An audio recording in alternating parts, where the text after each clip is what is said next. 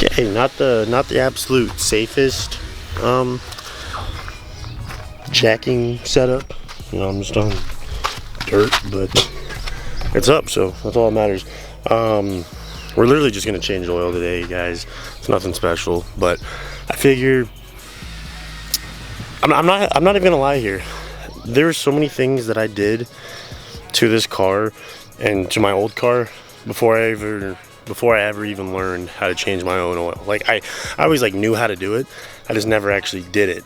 And so it's one of the simplest things out there, but it's also something that everybody needs to know how to do. So I'm just gonna show you guys how to do it on my BRZ. Now keep in mind I am turboed, but it's gonna be the same no matter what.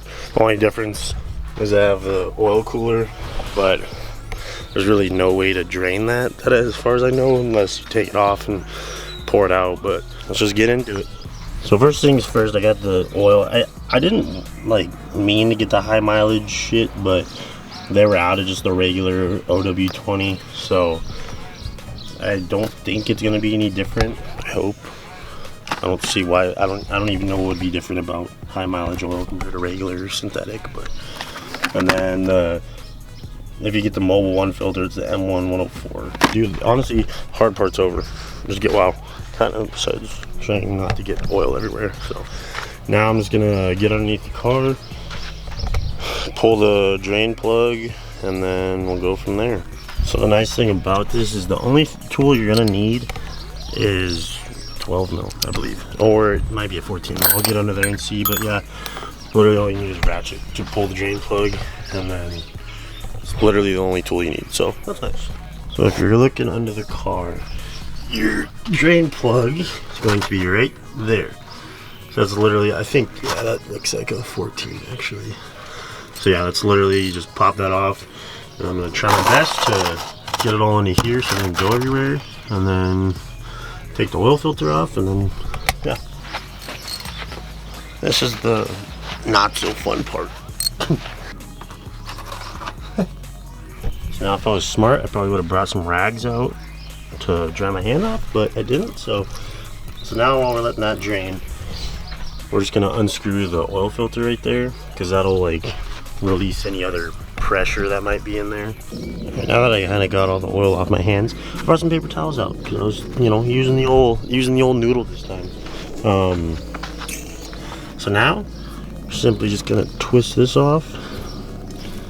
This is the oil filter, and then we're gonna take out our new one.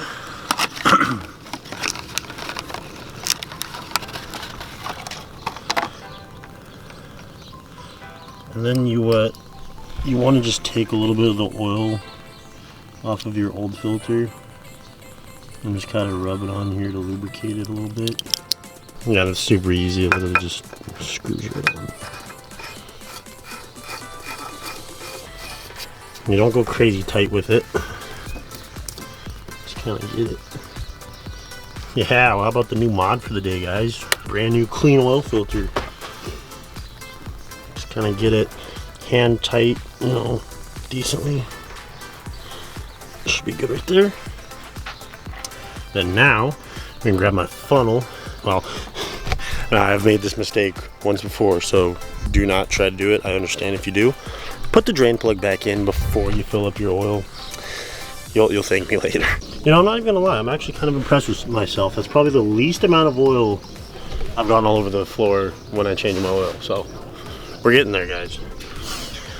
So now with the drain plug back in, and just be careful when you're tightening it. Just it's not anything crazy. Literally just get it snug on there so it's not leaking, but you definitely don't want to strip it, because if you strip it, you're kind of screwed. So she's back on now. New oil filter. Now I'll just grab the funnel, and then we can start filling her up with the new oil. All right, so we got the funnel in there now. I invested in one of these skinnier funnels, because the one that I had before was like just a lot fatter, and I literally had to like jam it in between my hoses right here, and it was kind of a pain in the ass. So now I don't have to deal with that. But it takes 5.7 quarts of oil, so the best bang for your buck, I guess, is get a 5-quart jug and then just get a little single 1 quart. So it's going to take this entire thing, and then like I said, I have the oil cooler, but I mean, there's really no way to drain this unless you take it off. So, I mean, this is still should be full. So I'm just gonna put the whole 5 quarts in there, and then just dump like half of another quart in there, and then just check it, and then make sure the level's good. And that's literally all there is to it.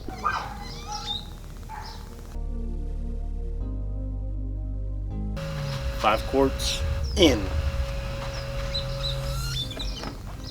So I actually have this one from the last time that I changed my oil, and it's right about half full. So I'm just gonna pour this in there, and then we'll check the level. I still have another single quart as well, so if I need to add any more I can, but just gonna pour this in there, and then essentially that's it. No leaks out the bottom, that's good.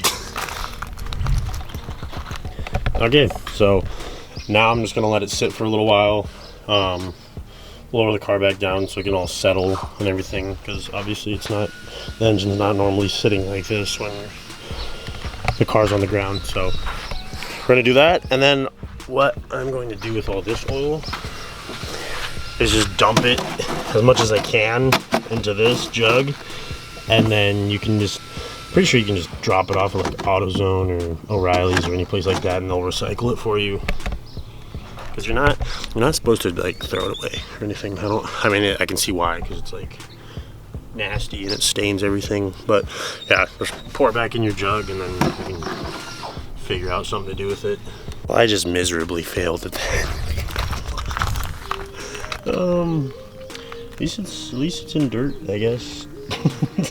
Yeah, this thing, as soon as you pick it up, it's so flimsy that it literally just like bends and it just starts shooting all over the place. So, but that thing's full, so that was probably just the excess that wouldn't have fit in there anyway. So, you know what? I call it a win. Yeah, I would highly recommend doing this on actual like level ground, because that was sketchy. Let me do this side. When I was lowering this side down, it literally just dug so deep down, like the car literally almost just like fell off the jack. So yeah, I'd be a little bit more careful if I were you guys. But yeah,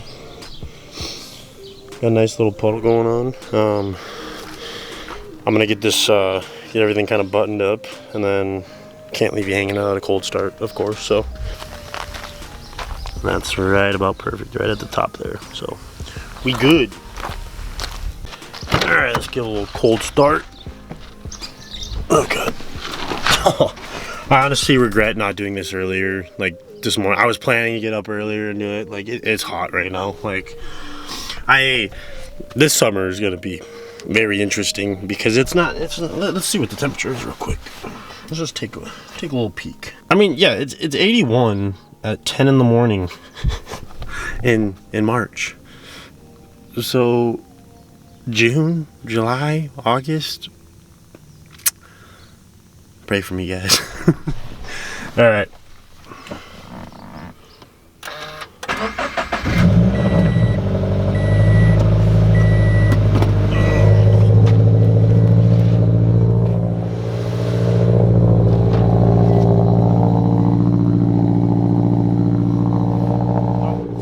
I'm sorry, I forgot to even tell you guys. New wing.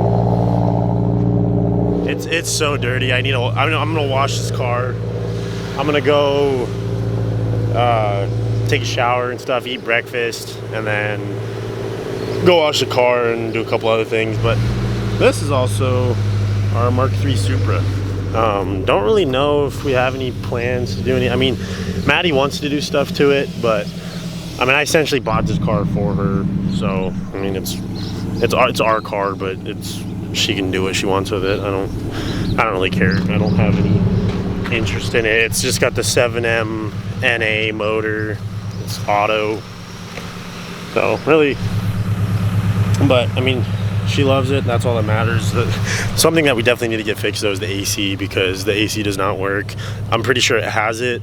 It just, I don't know if it needs to be recharged or the compressor's bad or what, but definitely gotta get that fixed, because she's gonna be miserable without AC in that thing. Luckily the AC in this blows nice and cold. So well, I think that's gonna about do it for the video, guys. So I hope you enjoyed it, and I will see you guys in the next one.